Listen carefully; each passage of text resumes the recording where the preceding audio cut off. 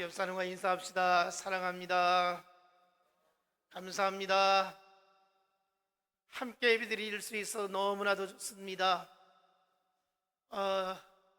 지난 주간에 제가 부산의 목사 장로 기도회 우리 종이 주간에서 다녀왔는데요. 이번에 목사 장로 기도회 강사가 여러분들이 계시는데 그 중에 한 분이 KBS 아침마당 진행자인 김재원 씨였습니다. 그분이 나와서 간증을 하는데 그는 서울의 사랑의 교회 장로님으로 시무하고 있었습니다. 자기는 매일 아침마당을 그렇게 진행하면서 그 방송에서 기독교 색채를 그렇게 띄울 수 없지만 자기 마음속에는 늘 하나님 앞에 아침마다 예배를 드리는 심정으로 이 프로를 진행한다고 그런 말을 듣습니다. 그가 만난 하나님을 소개하는데 성경 속에는 여러 산이 나오는데 이 산을 주제로 이야기를 전개해 나가는데요. 아브라함이 이삭을 모리아산에서 바친 순종 이야기를 하고요, 모세가 호렙산에서 하나님께 부르심을 받은 사명을 이야기를 하고요, 엘리야가 갈멜산에 올라서 하나님께로부터 불로서 응답받는 역사를 또 말을 하고요, 또 다윗이 감람산을 헤매는 신세가 되어졌던 이야기, 또 예수님의 겟세마네 동산에서 하나님의 섭리로 고통을 해결하는 이야기를 이렇게 전개하면서 자기 인생 이야기와 결부시켜서 그렇게 간증을 하게 되었습니다.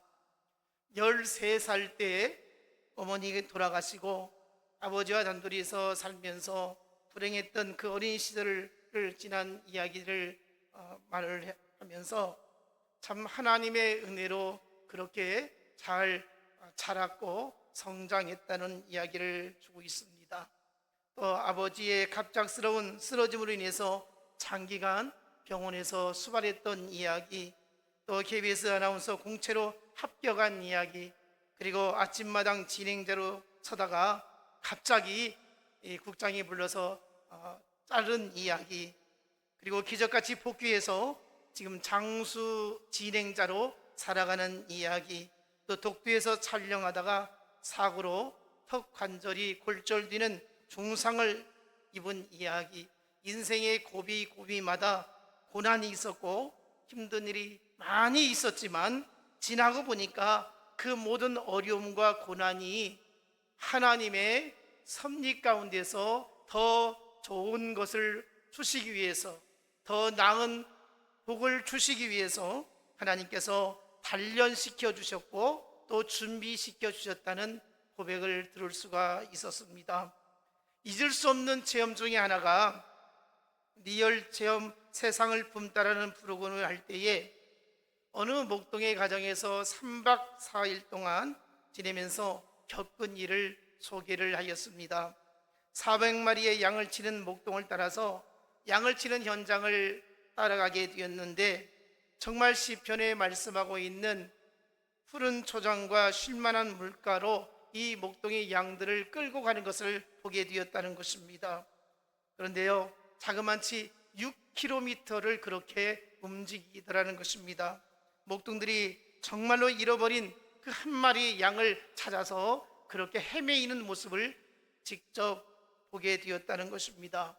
그리고 가장 감동받았던 것은 목동이 칼을 가지고 양의 뿔을 자르는 모습이었다고 합니다. 이제 양의 그 뿔이 좀 꾸불꾸불하지 않습니까? 그런데 그 목동이 그 양의 뿔을 자르는데 목동도 눈물이 글썽글썽하고 양도 눈물을 흘리더라는 것입니다. 얼마나 아팠겠습니까? 그러니까 그 막 소리를 고래고래 지르는 그 소리를 들으면서 목동도 얼마나 안쓰러워하는 그 모습을 보게 되어지고, 또 이 양은 막 소리를 지르면서 눈물을 흘리는 그 모습을 보게 되어질 때에 물었답니다. 목동에게 왜 이렇게 고통스러워하는데 이 뿔을 자르느냐고 그랬더니 하는 말이, 지금 이 양은 내가 뿔을 자르는 이유를 모르지만 그만한 이유가 있다는 것이었습니다. 그게 무엇이었냐면, 이 양의 뿔을 자르지 아니하면 며칠이 못 가서 이 뿔이 양의 눈을 찔러서 더 큰 고통이 임하게 되어진다는 것입니다. 그래서 양이 그렇게 고통스러울지라도 뿔을 잘라야만 한다는 것이었습니다. 그렇습니다. 우리 인생은 하나님께서 어떻게 빚어 가실지 사실 알 수 없습니다. 하루하루 살아가면서 인생의 고비고비마다 참 얼마나 아픔이 있고 또 고통스러운 삶이 우리에게 펼쳐지고 있습니까? 우리는 지금 당장 왜 내게 이런 시련이 오고, 내게 왜 이런 아픔이 오고, 내게 이런 고난이 오는지 이해할 수 없습니다. 기도하면서도 또 하나님 앞에 헌신하면서도 믿음으로 살려고 힘쓰는데도 불구하고 우리 인생은 참 내가 생각지 아니하는 어렵고 힘든 일들이 많이 찾아옵니다. 그러나 우리의 삶을 돌이켜보면 그때는 깨닫지 못했는데, 그때는 알지 못했는데 하나님의 뜻이 분명히 있었다는 것입니다. 오늘 우리를 여기까지 인도하신 하나님께서는 지금 우리가 예수 안에서 살게 되는 은총을 얻을 수 있도록 인도하여 주신 줄 믿습니다. 앞으로의 우리의 삶이 어떻게 전개될지 알 수 없지만 하나님께서 저와 여러분의 인생을 이끌어 주실 것입니다. 5월은 가정의 달입니다. 우리 가정에 행복만 가득했으면 얼마나 좋겠습니까?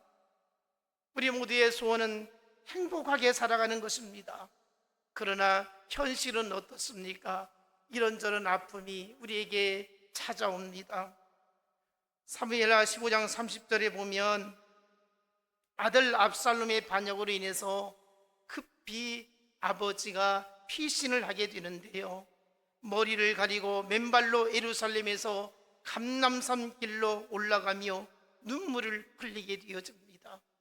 여러분, 바로 이것이 인생 이야기입니다. 사랑하는 아들이, 자식이 아버지를 죽이겠다고 할 때에 아버지는 머리를 가리고 누가 알아볼까봐 부끄러워서 그렇게 맨발로 예루살렘에서 감람산으로 급하게 피신하게 되어질 때에 그때 아버지의 심정이 어떠했겠습니까? 오늘 우리들의 가정에 이런 일이 있지 않습니까?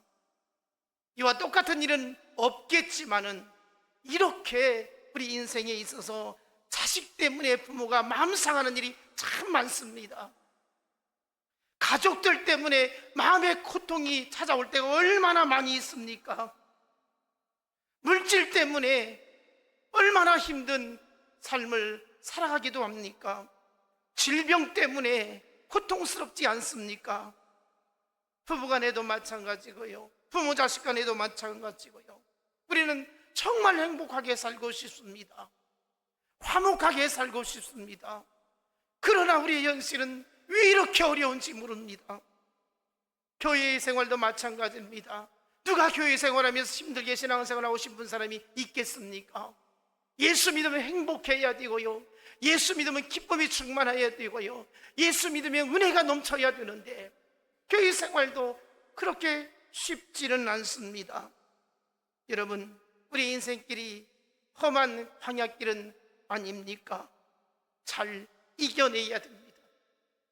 가정에서든지 교회에서든지 일터에서든지 우리에게 닥쳐오는 일들은 참으로 힘들고 어려운 일이 수없이 찾아오지만 결코 우리는 믿음으로 해결하려고 힘써야 할 것입니다. 디모데후서 2장 26절에 보면 그들로 깨어 마귀의 올무에서 벗어나 하나님께 사로잡힌 바 되어 그 뜻을 따르게 하실까 함이라. 우리가 인생 살기가 힘들면 어떤 사람은 어떻습니까?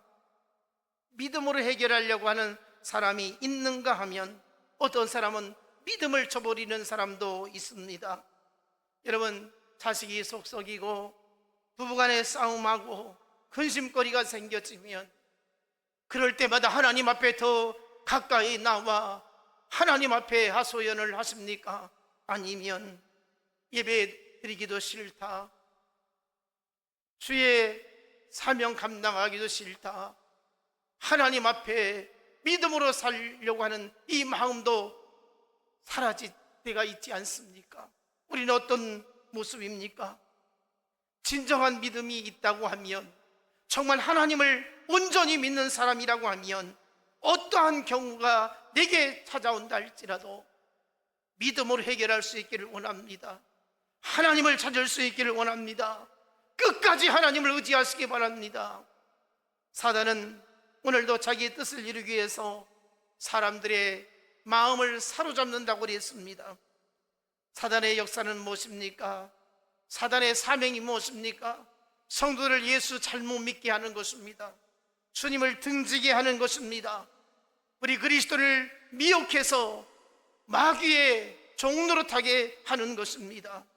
우리가 깨어있지 아니하면 얼마든지 시험에 들 수 있습니다. 우리가 정신 차리지 아니하면 얼마든지 주님을 등지고 교회를 등질 수가 있다는 것입니다. 우리가 인생을 행복하게 살려면, 가정을 행복하게 살려면 어떻게 해야 되겠습니까? 오직 믿음으로 살 수 있기를 원합니다. 여러분, 행복한 가정은 그냥 만들어지는 것이 아니라는 것입니다. 여러분, 우리가 다 행복한 것을 원하고 있고 바라고 있습니다. 그런데 행복이 저절로 이루어지느냐? 그렇지 않다는 것입니다. 여러분, 가정을 한번 예를 들어볼까요? 가정에는 부부가 있습니다. 또 자식이 있습니다. 형제가 있습니다. 부부간에도 또 부모 자식 간에도 형제 간에도 서로 배려해주고 사랑하는 마음을 가져야 할 것입니다. 자기 편한 대로, 생각대로, 감정대로 말하고 그렇게 행동하다 보니까 늘 충돌이 생기기도 하고 편치가 않다는 것입니다. 사람이 세상에 살면서 가지고 있는 가장 큰 욕망이 무엇입니까? 즐겁게 살고 싶은 마음입니다. 행복하게 살고 싶은 마음입니다. 그런데 가장 행복해야 할 가정이 행복하지 못하다는 것입니다. 가장 행복해야 할 교회가 행복하지 못하다는 것입니다. 여러분, 행복을 만들어갈 수 있기를 원합니다. 부부간에나 부모 자식 간의 가정에서 한 번도 속상한 일이 없었다, 이렇게 우리가 말할 수 있습니까?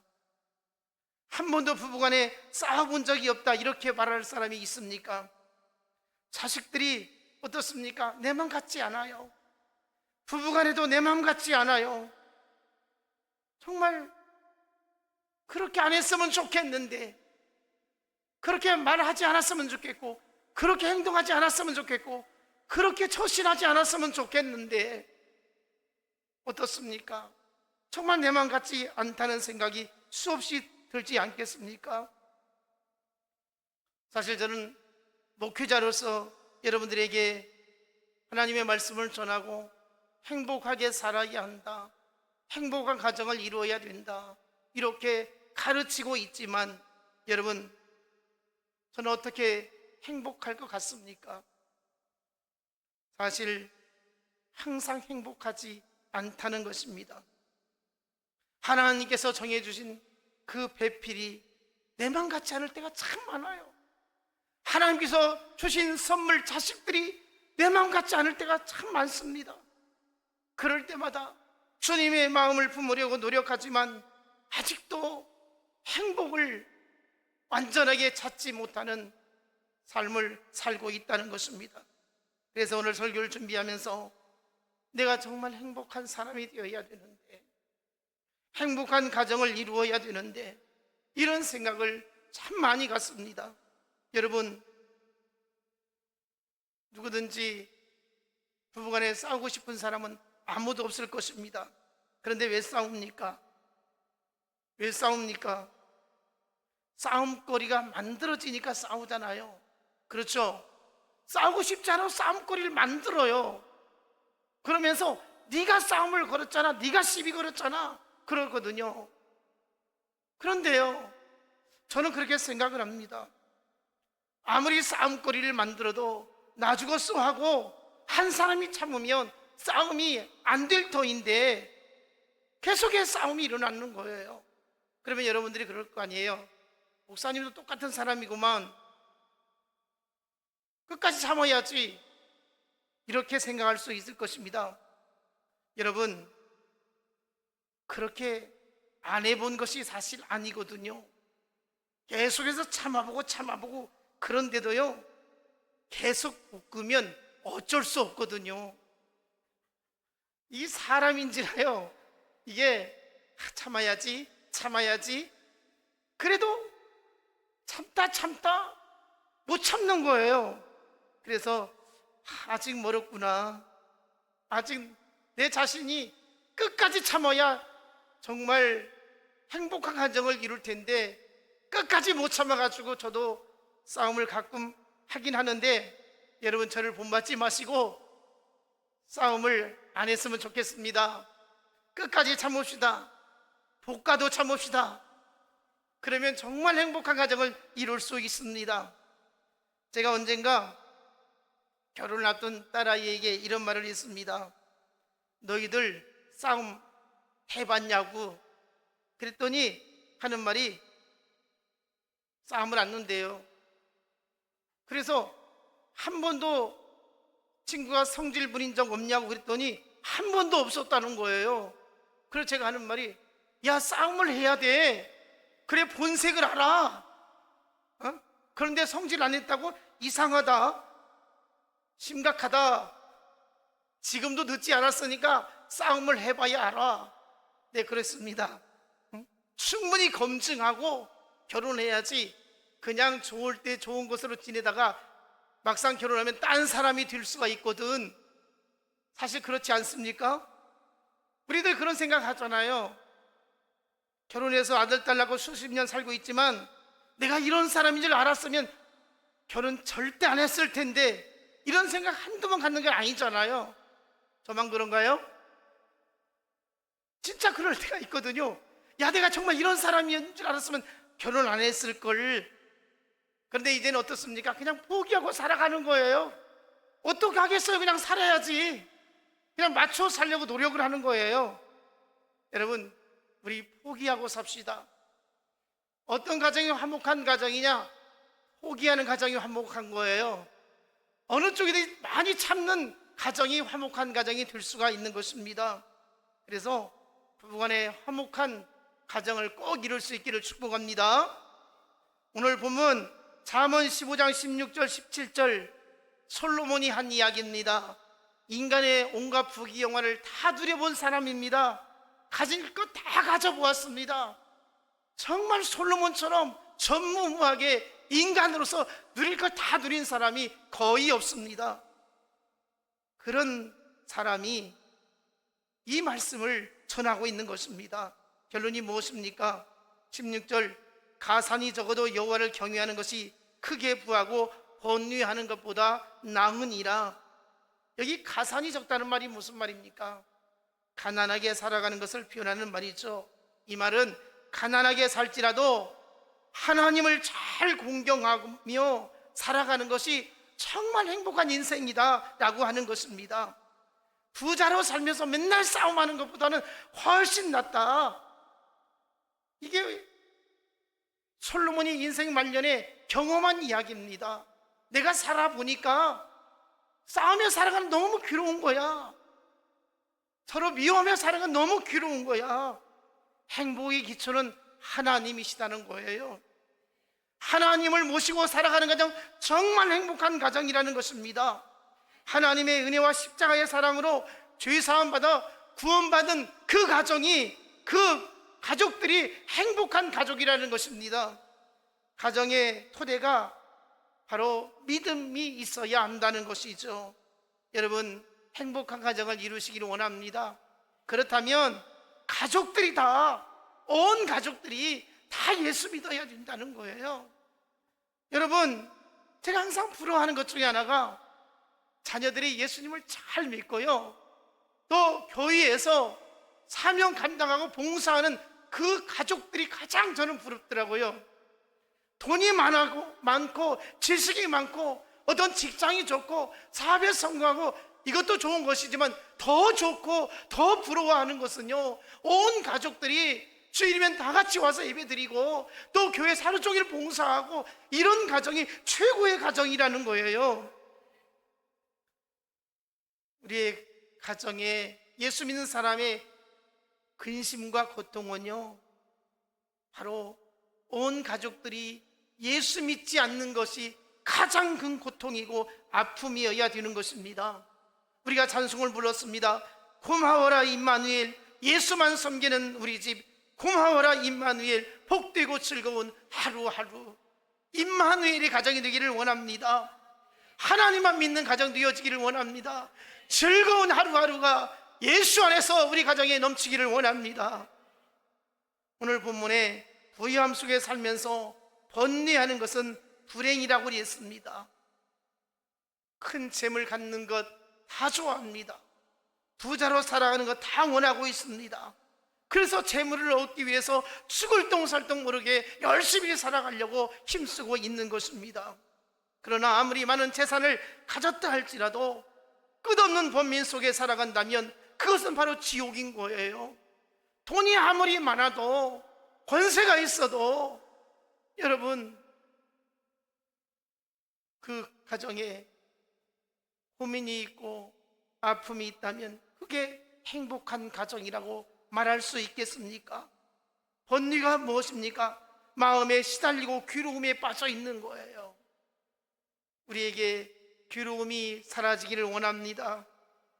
우리에게 아픔이 사라지기 원합니다. 우리 가정의 가장 큰 심거리가 주의 은혜 가운데서 해결되어지기를 축복합니다. 얼마 전에 우리 노천 공사를 하는데 어떤 사람이 이런 이야기를 하여 제가 아는 사람을 이야기하면서 이 사람 재산이 한 100억 이상 될 것이라고. 그런데 얼마나 사람이 그렇게 짠돌인지 모른다고, 돈을 쓸 줄을 모른다고, 돈이 많으면 뭐하냐고, 인간미가 하나도 없는 사람이라고. 그러면서 그렇게 살아가는 것이 과연 잘 사는 거냐고, 돈 몇 푼이면 벌벌 떠는 사람이라고 이런 얘기를 하더라고요. 그 집에 가서 어떤 일을 하면 정말 이 사람 독한 사람이라는 걸 느낀다는 거예요. 여러분, 우리 이렇게 살지 않기를 바랍니다. 사람이 너무 인색해도 안 되는 거예요. 피도 눈물도 없는 사람처럼 보여서는 안 되는 거예요. 재물의 노예가 되어 살아서는 안 되는 거예요. 왜 돈을 법니까? 쓰려고 버는 거예요. 그렇죠? 돈 쌓아두려고 버는 게 아니에요. 여러분, 가정에 돈 많이 쌓아두면 그러다 죽으면 누구 돈일 시켜요? 물론 자식들이 쓰겠죠. 자식들이 아이고 우리 부모님 허리띠 졸라매며 안 쓰고 안 먹고 이렇게 모아주셔서 너무너무 감사합니다, 이렇게 하는 자식 있겠지만 그렇지 못한 자식들이 많다는 거예요. 허랑방탕하고 마음껏 즐기며 누리며 그렇게 쓸 수도 있다는 거예요. 정말 값진 곳에 쓰면 얼마나 좋겠습니까? 아낄 때는 정말 아껴야 되겠죠. 저축할 때는 저축해야 돼요. 그런데 마땅히 쓸 수 있는 지혜가 있기를 원합니다. 정말 돈 쓰는 재미가 행복하거든요. 오늘 과일 대접하는 우리 집사님 가정 돈 쓰는 재미예요. 아멘. 지난주도 우리 집사님 섬김을 다했는데 그것도 좋은 일이에요. 저는 교인들이 서로 사랑하고 섬기려고 하는 이런 모습 속에서 야, 돈 쓰는 재미를 아는 분이다, 이런 생각을 해요. 정말 돈을 쓸 때는 써야 되는 거거든요. 재물은 이 땅에서 한시적으로 필요한 것이지만 우리는 하나님 나라에 가면 영원한 것이 예비되어 있거든요. 그러니까 가지고 가는 거 아니니까 쓸 수 있기 바랍니다. 귀하게 쓰임받기를 원합니다. 누가복음 6장 19절로 31절 보면 예수님께서 부자와 거지 나사로 이야기를 하죠. 어떤 인생이 참 가치 있는 인생을 살아가는지를 말씀하고 있습니다. 이 세상에서 날마다 호의롭게 즐기며 살던 부자는 죽어서 음부에 들어가서 정말 고통스러워하는 모습을 보여주고 있고요. 반대로 병들고 가난하게 구걸하며 살던 거지는 죽어서 천사의 인도로 낙원에 들어가서 행복하게 살아가는 모습을 말씀하고 있는 것입니다. 잠시 육체적인 고통이 있다 할지라도 영원한 행복이 더 큰 가치가 있다라고 하는 것을 가르쳐주고 있는 것이거든요. 저와 여러분 정말 가치 있는 인생을 살기를 원합니다. 천국의 소망을 두며 살기를 원합니다. 가난해도 힘들어도 하나님 섬기는 일을 최고로 여기며 살 수 있기를 축복합니다. 아무리 돈이 많고 자식들이 좋은 직장에 다니고 성공했어도 하나님 모르는 가정, 정말 실패한 인생이고 불행한 인생인 것입니다. 그래서 온 가족이, 예수 믿는 가정이 행복한 가정이에요. 하나님 중심으로 살아가는 가정이 가장 복된 가정인 줄로 믿습니다. 본문 17절 볼까요? 채소를 먹으며 서로 사랑하는 것이 살진 소를 먹으며 서로 미워하는 것보다 나으니라.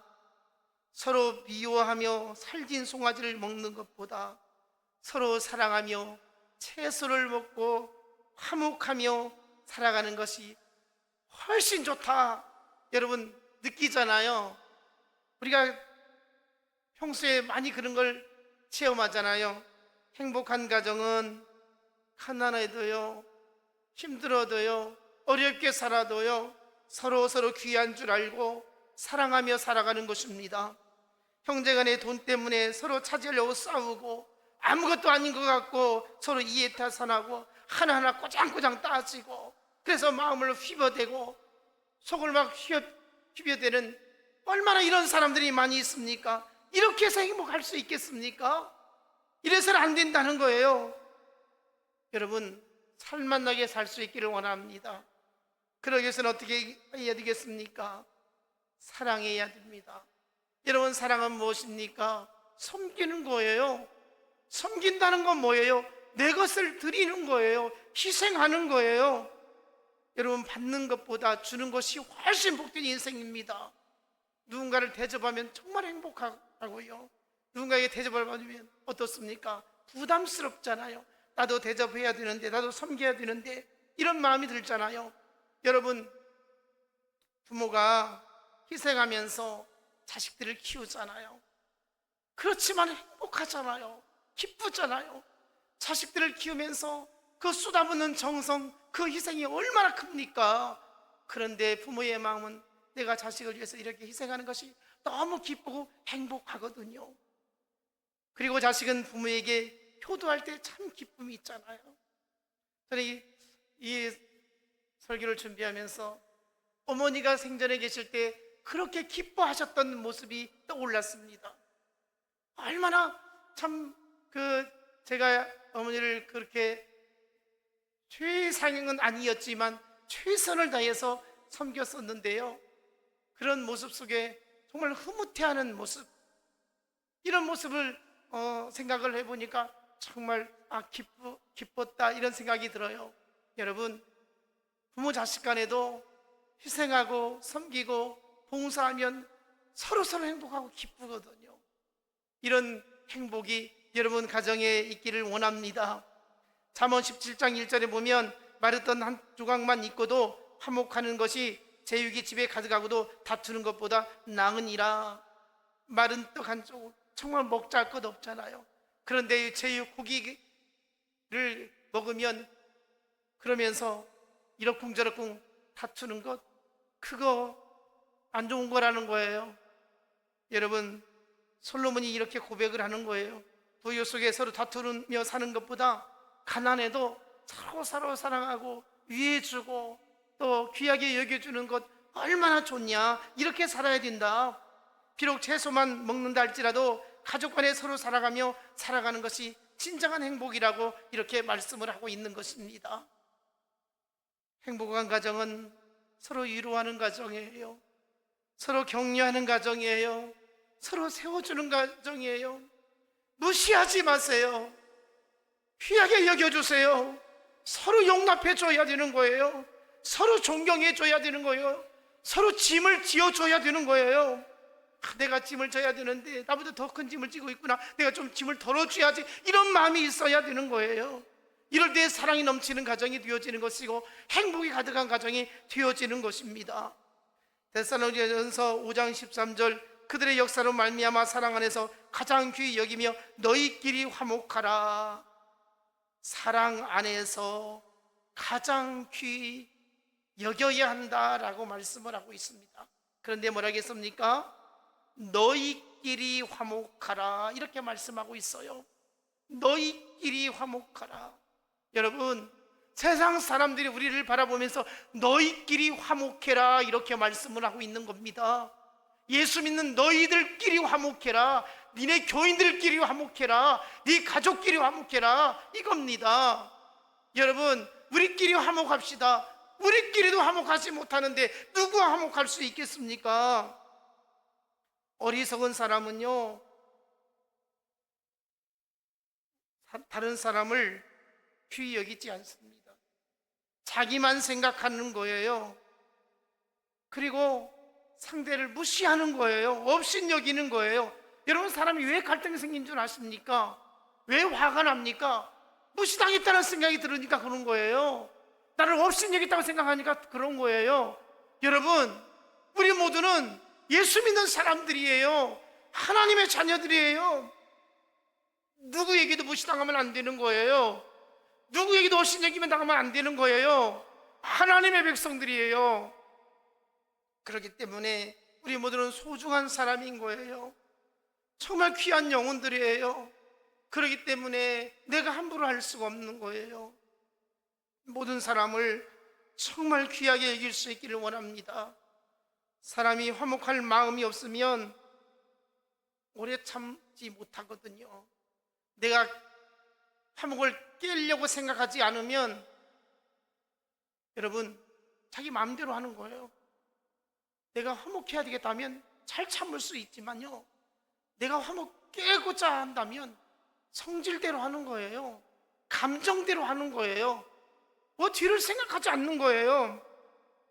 여러분, 우리가 인생 살면서요, 억울한 일이 많이 있을 수 있어요. 못마땅한 일 많이 있을 수 있어요. 그렇지만 화목해야 한다. 행복을 절대로 깨서는 안 된다. 주의 공동체를 아름답게 세워야 한다. 이 생각이 내 중심에 있다면 우리는 오래오래 참아야 되고요. 내가 그런 마음 가지고 있다면 사랑의 손을 내밀 수가 있는 것입니다. 우리는 누군가를 용납하기가 쉽지 않습니다. 제가 얼마 전에 이야기 들어보니까 안수 집사끼리 교인들끼리 싸움이 났어요.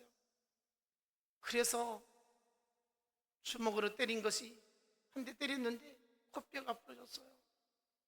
그래서 병원에 입원했어요. 당한 사람이 견딜 수가 없어요.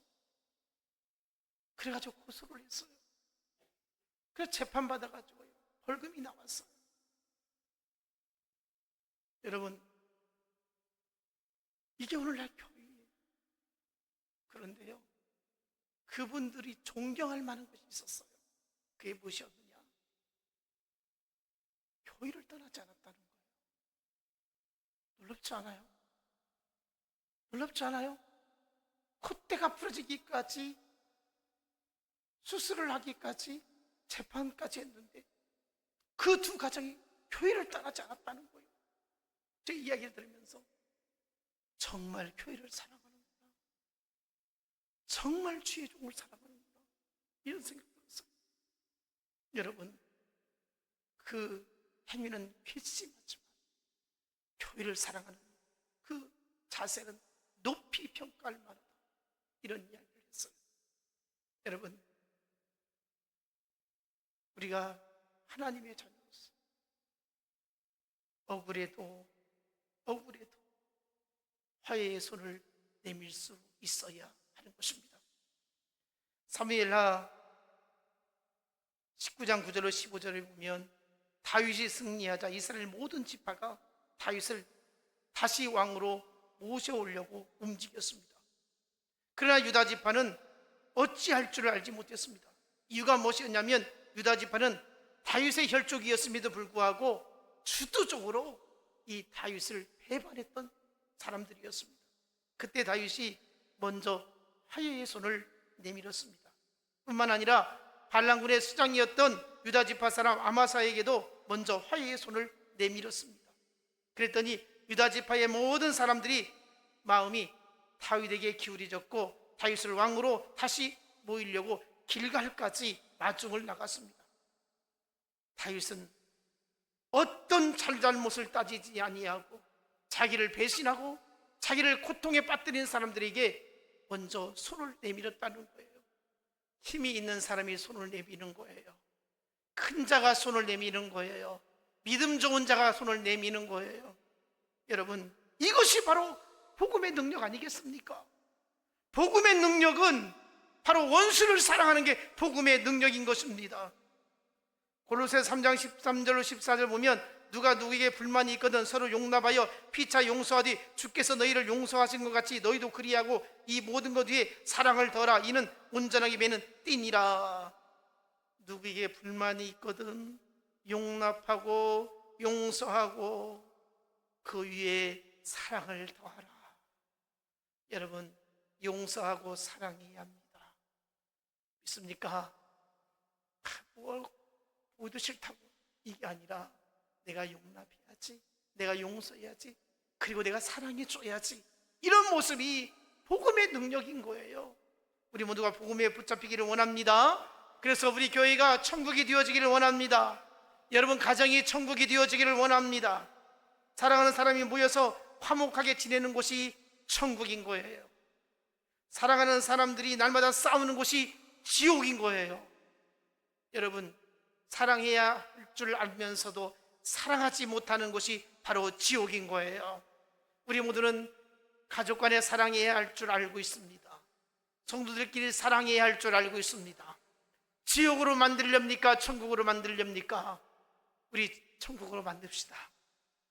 아는 대로 실천합시다. 말씀대로 순종합시다.